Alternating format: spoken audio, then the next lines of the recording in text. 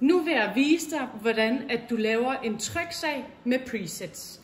Presets, det bruger vi primært til at lave hæfter eller folder. Den hæfter selv vores ryg og skærer til.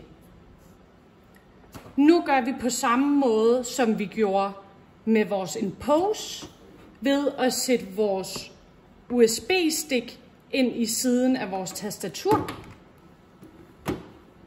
Så åbner vi Finder og dragger vores trykklar fil over i vores program.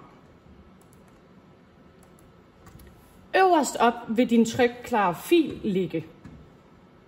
Nu dobbeltklikker vi på filen.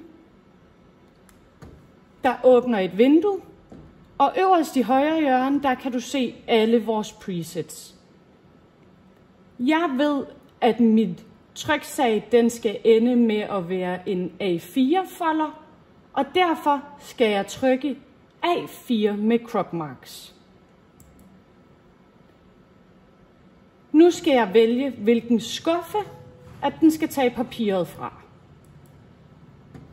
Jeg vælger derfor skuffe 4. Nu er vores tryksag klar til print, og jeg trykker på print.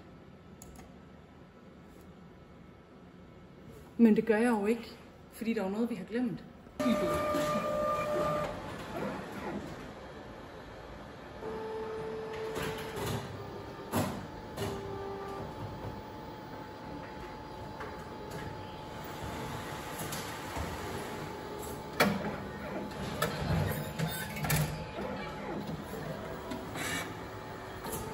Og så er vores folder færdig.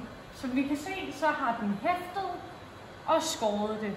Nu kigger vi bare igennem, om det hele er, som vi gerne vil have det, og så er vi færdige.